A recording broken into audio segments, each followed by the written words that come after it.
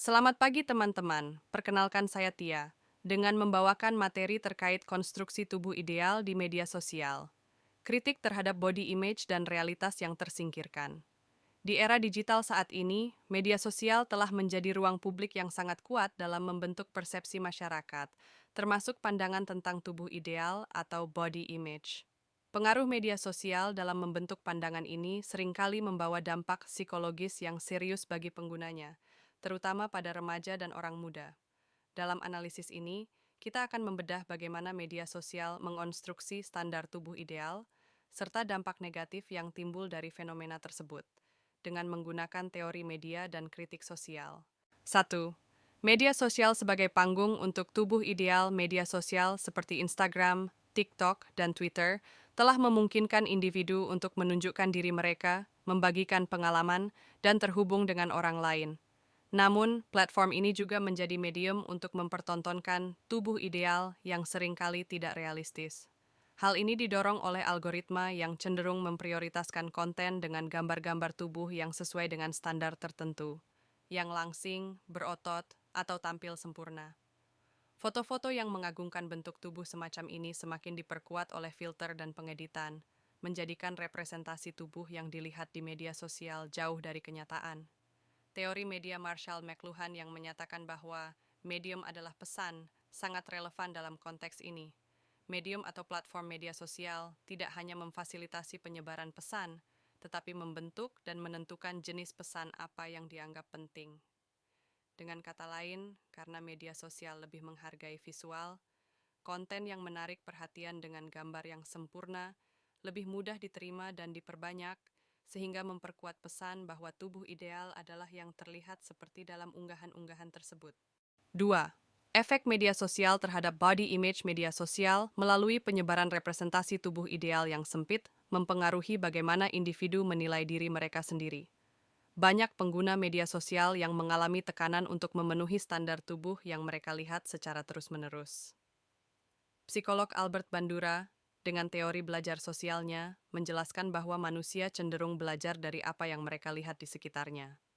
Ketika individu terus-menerus terpapar pada tubuh yang sempurna di media sosial, mereka mulai percaya bahwa inilah standar tubuh yang seharusnya mereka miliki.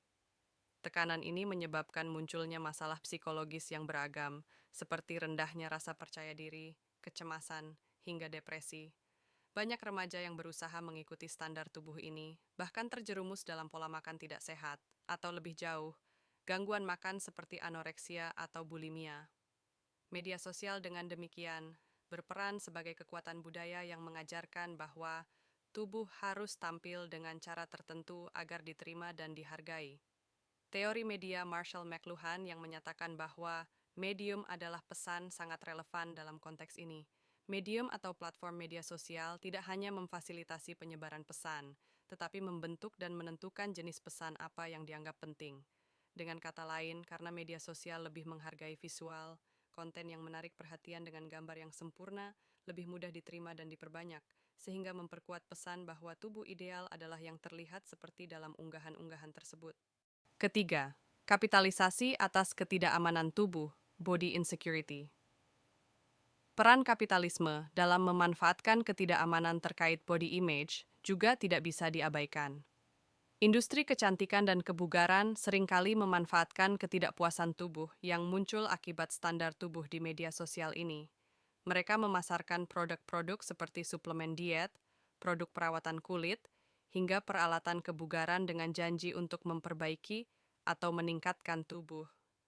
Sistem kapitalis di sini memainkan perannya dengan mengeksploitasi rasa tidak percaya diri pengguna media sosial, menciptakan sebuah lingkaran yang tak berujung di mana ketidakpuasan terhadap tubuh mengarah pada konsumsi produk tertentu untuk mencapai tubuh yang diinginkan.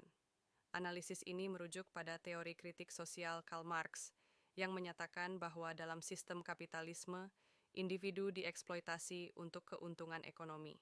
Dalam konteks ini, ketidakamanan tubuh menjadi sebuah komoditas dan pengguna media sosial menjadi objek konsumen yang terus-menerus didorong untuk membeli produk yang dianggap dapat menyempurnakan tubuh mereka.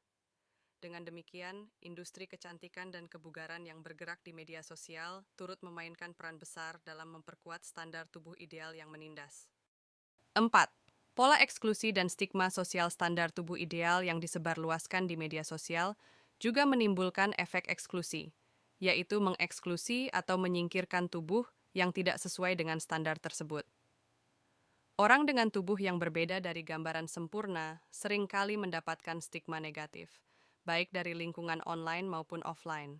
Mereka bisa mengalami perundungan, bullying, atau kritik yang memperparah ketidakpuasan terhadap diri sendiri. Menurut teori representasi Stuart Hall, media bukan hanya mencerminkan realitas, tetapi juga membentuk dan menciptakan realitas. Dalam hal ini, media sosial tidak hanya menunjukkan tubuh-tubuh yang ideal, tetapi menciptakan realitas baru di mana tubuh lain dianggap tidak layak atau tidak cukup baik. Hal ini mempertegas pemikiran bahwa mereka yang tidak masuk dalam standar tersebut tidak memiliki tempat atau tidak layak dihargai, menciptakan sistem sosial yang diskriminatif. 5. Tantangan dalam menghadapi realitas tubuh yang beragam. Meskipun semakin banyak gerakan yang mendukung keberagaman tubuh, seperti gerakan body positivity atau body neutrality, namun media sosial seringkali meresponnya dengan ambivalen. Gerakan ini yang pada awalnya bertujuan untuk merangkul semua jenis tubuh tanpa memandang bentuk, ukuran, atau warna kulit, seringkali masih tersisihkan di media sosial karena algoritma dan sistem media yang memprioritaskan standar tertentu. Gerakan ini bahkan kadang dikomodifikasi dan dijadikan tren oleh merek atau selebriti yang sebenarnya masih menjunjung standar tubuh tertentu, sehingga pada akhirnya menjauhkan pesan asli dari gerakan ini. Dalam perspektif Michel Foucault, sistem kekuasaan modern bekerja melalui pengaturan dan pengendalian representasi. Media sosial, dalam hal ini, berfungsi sebagai panoptikon, di mana tubuh individu terus-menerus dinilai, diawasi, dan dibandingkan, sehingga memaksa mereka untuk menyesuaikan diri dengan aturan yang tersirat tentang bagaimana tubuh mereka harus terlihat. 6. Melampaui standar, menyadari keberagaman tubuh sebagai wujud. Perlawanan-perlawanan terhadap standar tubuh ideal di media sosial membutuhkan kesadaran kolektif yang lebih dalam tentang nilai tubuh yang beragam dan otentik.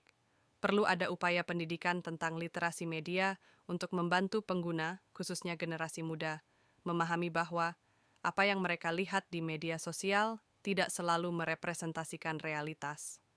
Mengajarkan kemampuan berpikir kritis kepada generasi muda dapat membantu mereka untuk menghindari jebakan persepsi tubuh yang ideal, serta memberi mereka kekuatan untuk menghargai tubuh mereka sendiri tanpa perlu mengikuti standar tertentu. Selain itu, kolaborasi antara platform media sosial, pemerintah, dan organisasi masyarakat sangat penting untuk mengembangkan regulasi yang melindungi pengguna dari dampak negatif representasi tubuh yang merusak. Misalnya, peraturan yang mewajibkan selebriti atau influencer untuk menyebutkan jika foto yang mereka unggah sudah diedit atau diubah. Langkah seperti ini diambil untuk membantu menciptakan ruang yang lebih sehat dan inklusif bagi semua tipe tubuh di media sosial. Kesimpulan, media sosial telah membentuk pandangan masyarakat tentang tubuh ideal yang sempit dan seringkali tidak realistis. Standar ini membawa dampak negatif pada kesehatan mental individu, memperburuk ketidakpercayaan diri, serta memperkuat pola konsumsi yang eksploitatif. Industri kapitalis pun semakin memperkeruh situasi dengan memanfaatkan ketidakamanan tubuh sebagai komoditas. Fenomena ini menciptakan sistem sosial yang diskriminatif, di mana tubuh yang tidak sesuai standar dianggap tidak layak dan direndahkan. Untuk melawan dominasi standar tubuh ideal di media sosial, masyarakat perlu diajarkan untuk menghargai keberagaman tubuh, dan platform media sosial harus bertanggung jawab atas dampak negatif yang diakibatkan oleh konten-konten mereka. Pemahaman akan keberagaman tubuh serta kemampuan untuk berpikir kritis akan menjadi fondasi yang penting dalam menghadapi realitas digital yang terus berkembang. Sekian dari saya, Aliftia. Bila ada kesalahan, mohon dimaafkan. Apabila ada pertanyaan, silahkan diajukan. Terima kasih.